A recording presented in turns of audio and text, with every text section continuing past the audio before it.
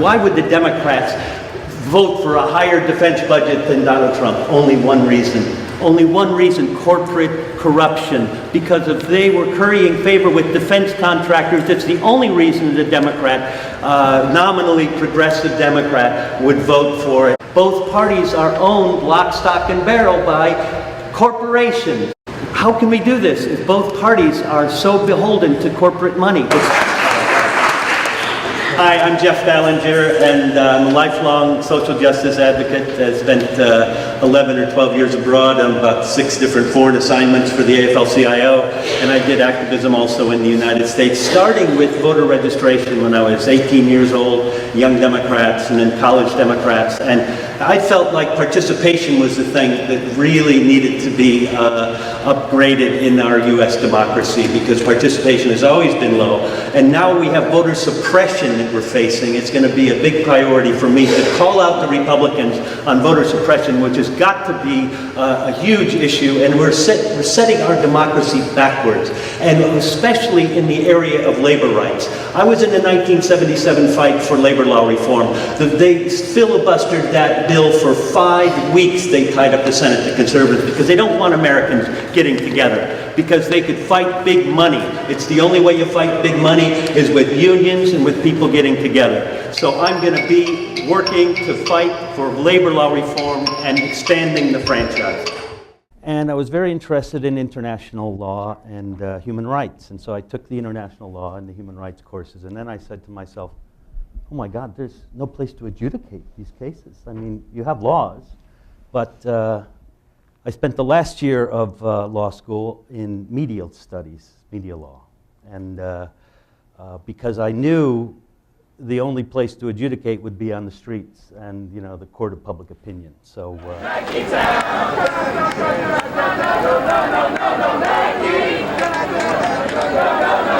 This is Jeffrey Ballinger. Jeff, can you introduce yourself and tell what group you're working with? Yeah, I'm the director of Press for Change, and we brought Cici Sukaisi, the worker from Indonesia, with help from the Global Exchange, a group based in San Francisco. We have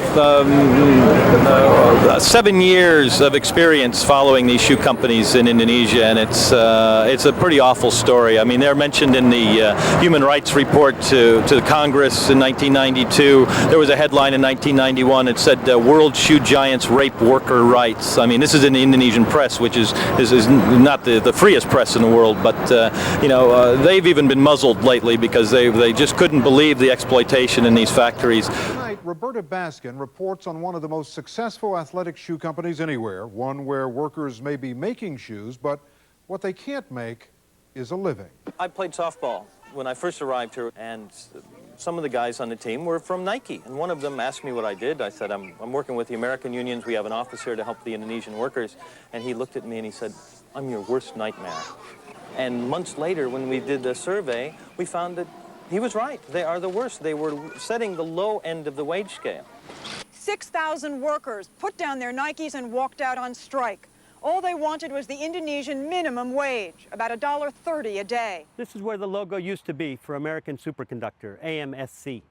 They had their technology stolen in 2011 by their biggest customer, Sinovel, wind turbine technology.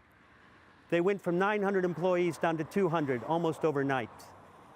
Recently, a federal criminal case was won by the U.S. government against Sinovel, the first time ever a federal court has found a Chinese company guilty of intellectual property theft, which happens all the time. My problem with this case is that no Democrat in Congress stood up and said, let's bring the CEO and some workers down to talk about this, to celebrate this victory. We have to be more vocal. The Republicans have so demonized government for 40 years. They've got Americans thinking that regulation is no good and government's no good. So we've got to be more vocal, and if I'm elected to Congress, I'll make sure that this company, Sinovel, has to pay $1.2 billion in the 3 civil cases that are now going on in China. I'm not going to rest until that happens. These workers deserve restitution. One very concrete example from the 50s was the Division of Economic Research at the National Labor Relations Board.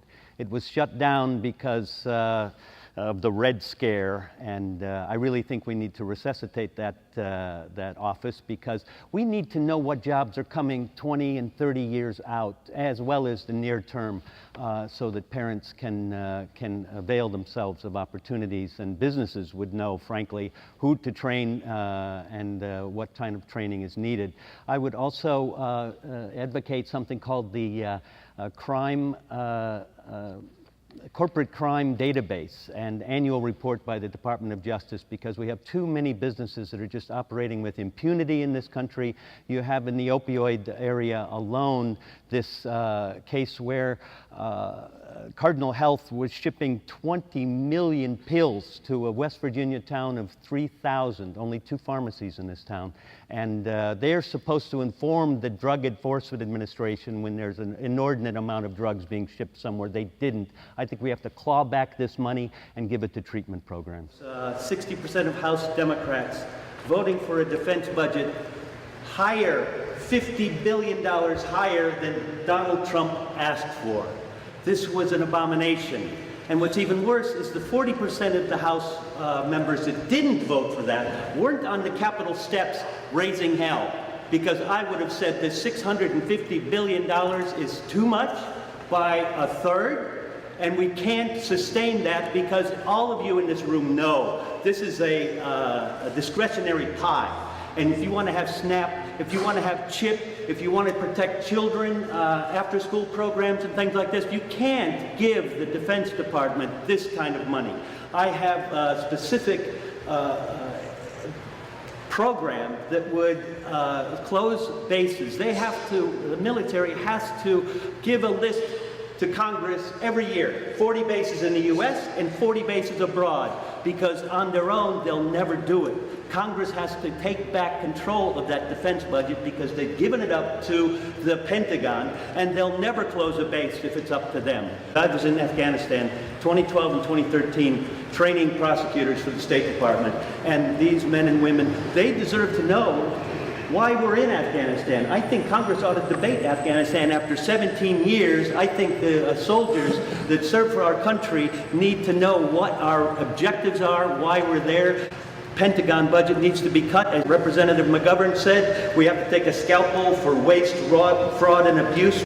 We've got to motivate people. We've got to get them out knocking on doors, talking to their neighbors, because right now, money rules Washington. I don't care if you're a Democrat or a Republican. We've got no differentiation. We are raising money from the same insurance companies, the same Wall Street firms, and the same banks. You can't differentiate your policies if all your money is coming from the same sources. So, I hope you remember the guy who's going to fight to get money out of politics, Jeff Ballinger.